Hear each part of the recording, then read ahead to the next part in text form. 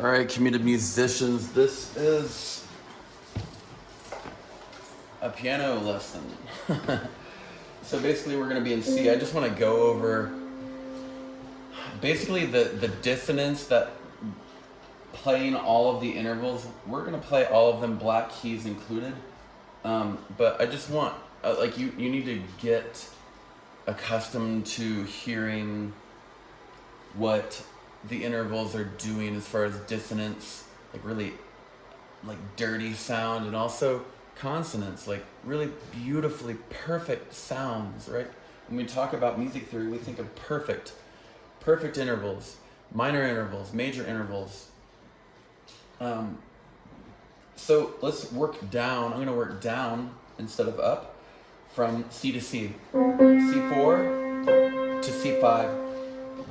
C4 to C5 is an octave. One step down is a major 7. That's why this chord, the 1, the 3, the 5, the 7, sounds so beautiful. Right?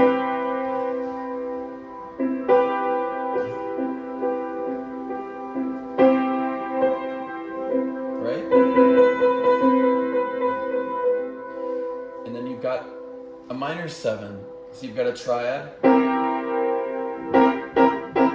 Very Beatles, you know, very...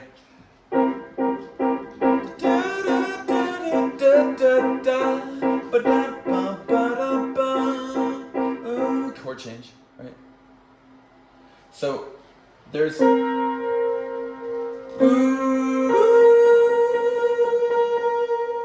minor 7, major 7. That T, that's te, right? It's for a solfege. It wants to resolve.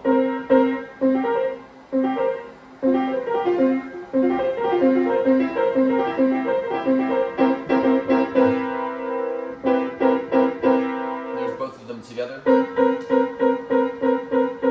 Very dissonant, right? You're going major 6th after the minor 7th, right?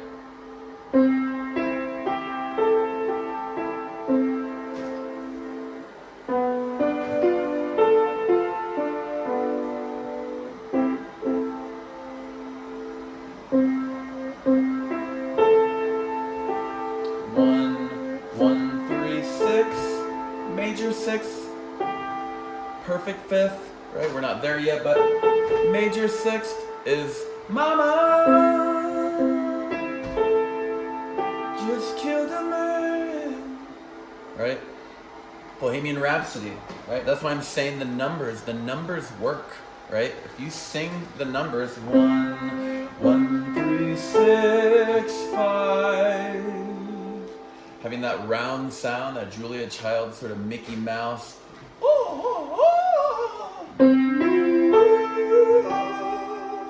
Right? Having that beautiful round sound of your voice, right? It helps. It helps to get a pure tone, right? So we've got a major 6 against the root, the tonic, the 1, right? We've got this.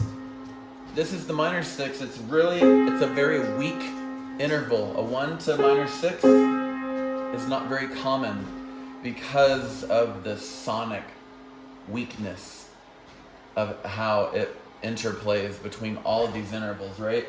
Then, all right, so we've got a perfect 5th coming up after the minor 6th.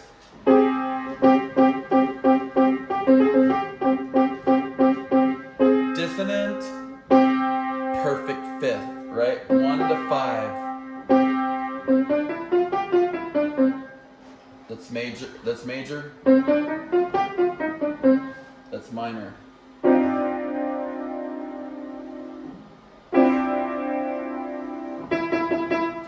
Third makes it happy or sad, right? We'll get to that. 1 to 5, perfect 5th.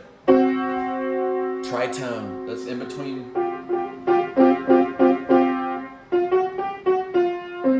a 4, a perfect 4th, and a perfect 5th.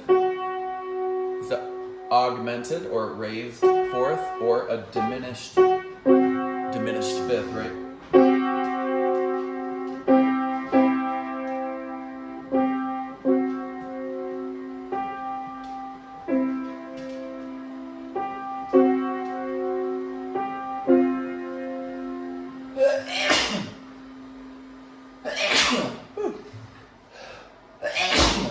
and like a triad, I usually sneeze in threes, right? So we're kind of highlighting that really, some people call it the devil's interval. It's just an augmented fourth, a raised fourth, or a flattened fifth, right? It's in between two perfect intervals, right?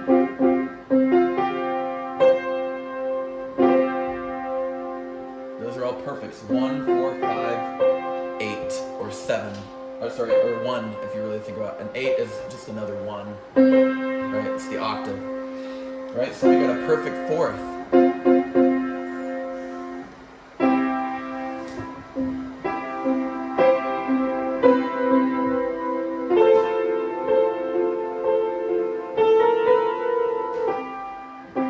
That's 1 to 4. Imagine by John Lennon. 1, la, la, la, la, la, la,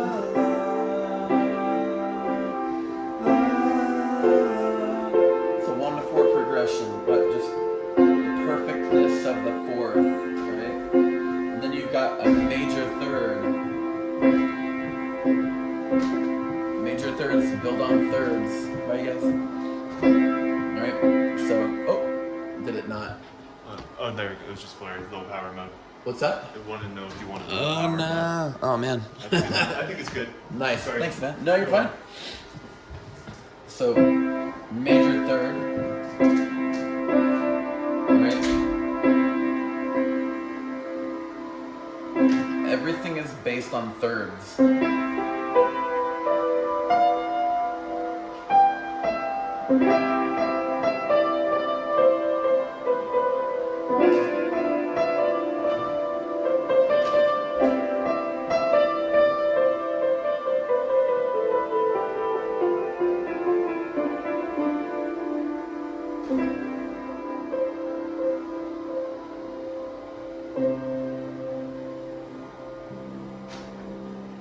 Right? So like harmonizing that or trying to find some way to make sense of a third, right?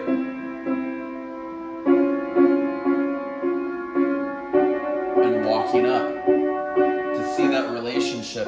It's really important. Because it looks weird.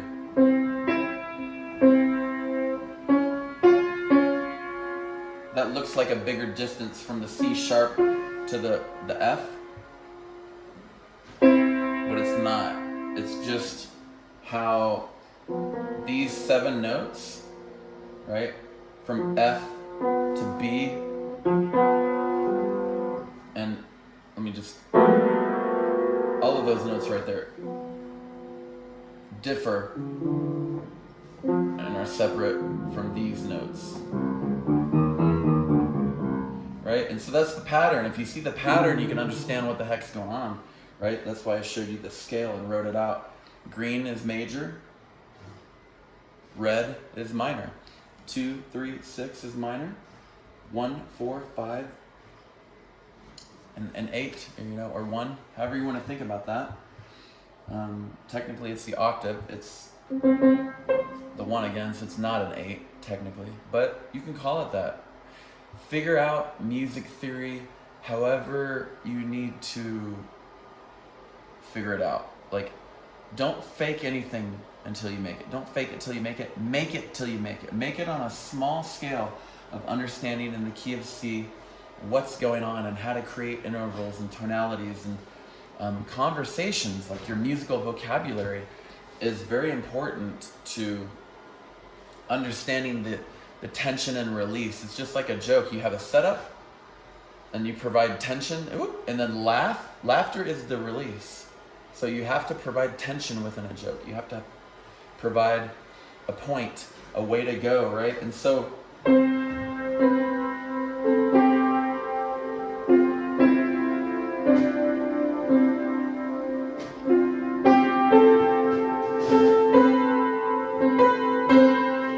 joy to the world.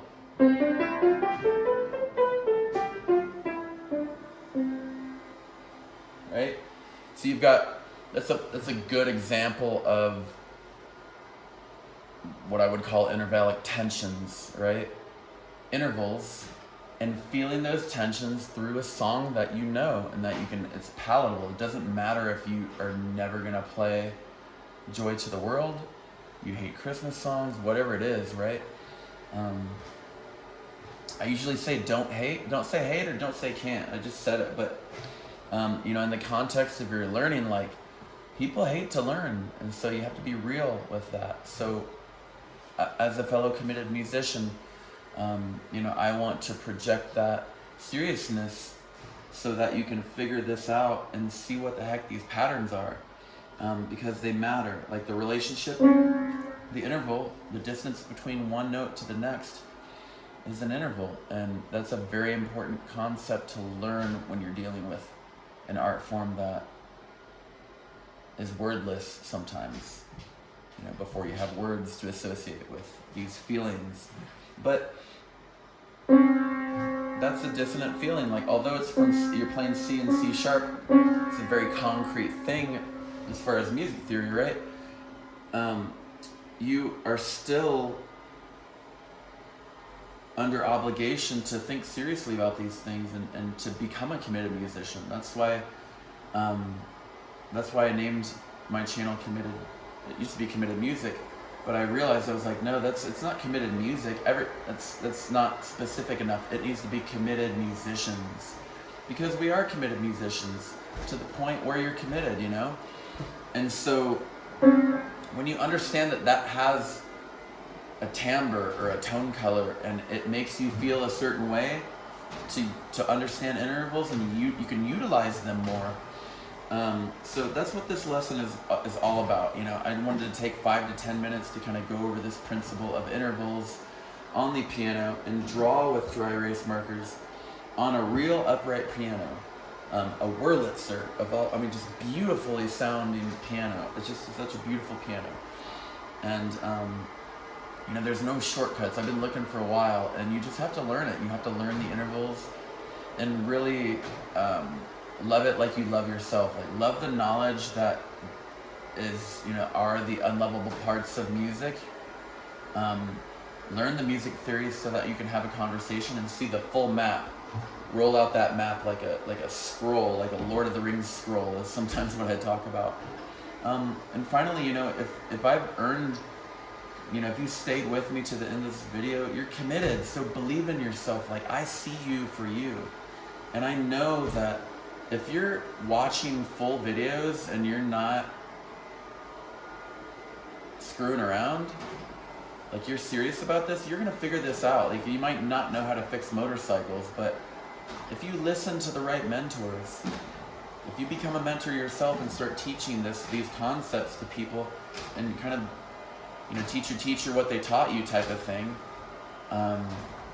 or go over, have a brotherhood or a sisterhood where you can actually have meetings and talk about stuff like this. Like, okay, well, what does this sound like? What is this musical reality, this creation, this riff, this little ditty, right? What does that sound like? What's this? So what? Who cares? Who gives a crap about what you create? It's like, so you have to ask yourself those types of questions and really think seriously about the fun that you want to have. Everybody talks about, like, oh, it's you gotta be serious in music. No, you don't. You have to take the fun seriously, and actually do the work. But that's like everything. You have to do the work with everything. So only subscribe if I've earned it, And I got this shark cleaning all the cords and stuff. My dog's like, what is going on? He's like, I want to shake. I don't like this thing. But, oh my gosh, he's gonna like knock over a guitar. Okay. Let me go put this back. But okay, yeah, so it's like 15 minutes right here. So yeah, if this helped, just subscribe,